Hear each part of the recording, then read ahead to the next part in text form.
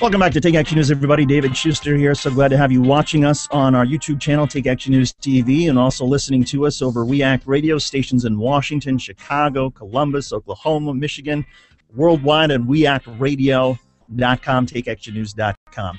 So glad also to have our man Cliff Schecter from We Act Radio with us. Cliff, how you doing today? I'm doing great. How about you, David? Well, Cliff, I think you're doing fine. We need you to, I believe it's, we're going to try to figure out how to get your microphone up so that we can hear you. We're sort of experimenting, of course, with Google Chat, and sometimes there are a few issues. Like before, I couldn't even figure out how to get my video up. Cliff, are you there? I'm here, but can you hear me? Well, I can sort of hear you, and I guess the key question is whether or not it is going through the board. Let's try one more time.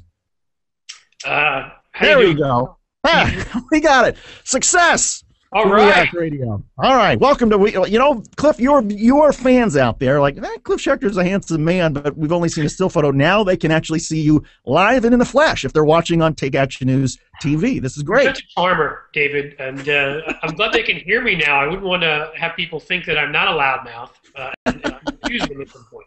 But before we started, I have to congratulate you on the little Schuster coming along. That's right. There's news. There is a spawning of Mr. Schuster, which is coming in June. As a lot of folks know that I'm getting married, and the doctor said last summer, told Kira and I when we got engaged, said, look, if you guys want kids, get on that thing because you guys aren't getting any younger. So we did, and voila, we're very blessed and very honored. So the world can definitely use more Schusters. So we're happy about that.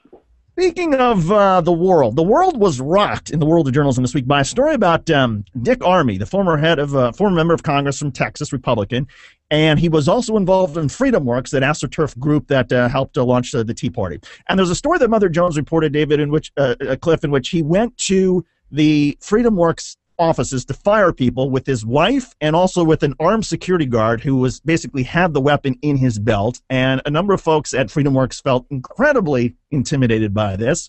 When Dick Armey was then asked about this by Mother Jones, I don't know what people are talking about. I always bring my armed guard. What do you make of that? First, I'll tell people out there listening that if you want to watch one of the best segments of news ever, you need to Google David Shuster and Dick Armey. Easily one of the best segments I've ever seen in my life. Beyond that, isn't this that same right-wing culture of intimidation? I mean, why he brought his wife, I don't get. The bringing of the guy with the gun. I mean, to me, that sort of says everything about all the things we're talking about with guns here. He couldn't just go in and fire two staffers, but he had to make it about gunplay. He had to intimidate physically with a gun, which is just amazing to me. And then, of course, he kicked the guys out for like 2 days, and then he got fired, but he got an $8 million package to go, which is always a nice thing. So, apparently he wanted to give Todd Aiken more help. Todd Aiken, yeah, that guy. But FreedomWorks didn't. It was cutting him loose. And I mean, this is another one of those stories where, eventually, like all Siths in Star Wars, all right wingers fight amongst themselves too. Well, and it's delicious to see this sort of fight, but it does, I think you do raise something that is sort of inherent in this certain spheres of the right, and that is this sort of this idea of intimidation, that using guns, that I'm a tough guy, I've got a gun, don't you mess with me, it's time for you to pack up your things and get the heck out of this office because I got the guy with a weapon here. It's crazy.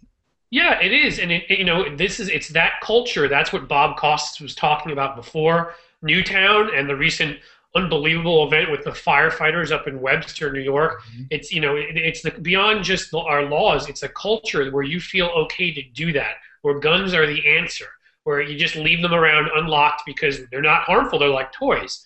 And that's a lot of what shame is what needs to be brought upon people that do these kinds of things, that think that you can bring a gun around to intimidate and that kind of stuff, because it's not acceptable behavior.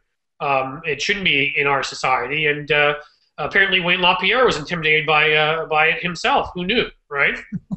Well, I want to ask you also about David Gregg just for a sec, but one more thing. Can you imagine a scenario where if Republicans had their way and say, look, the issue is to have more guns out there, then it's reasonable to suspect that, okay, that Dick Armey shows up at FreedomWorks to fire people with his gun-toting security guy. The people at FreedomWorks can say, oh, yeah? Well, we got some guns, too. How about these babies? And all of a sudden, you have a shootout at the OK Corral at FreedomWorks. It's strange. Right, and you see, you just talked about a scenario that's a very realistic scenario which is why when people are like, hey, why don't we let students bring guns on college campuses like in Colorado, or they've got this law that allows them on certain campuses, don't you think professors who might then give you a D might be a little intimidated by that? Let's let people bring them to work. Well, what if somebody has to chastise an employee, but they've got a gun? It just brings up these situations that shouldn't be going on in a civilized society, and yet that's the NRA's answer to everything, because, again, the more people that have guns, the more shooting that goes on, then people go and buy more. Certainly a smaller segment of people that are paranoid will buy even more, and then they get to keep selling a lot of them. It's the same theory that the tobacco makers had behind cigarettes and others like that. It's all about them making money, is what it is.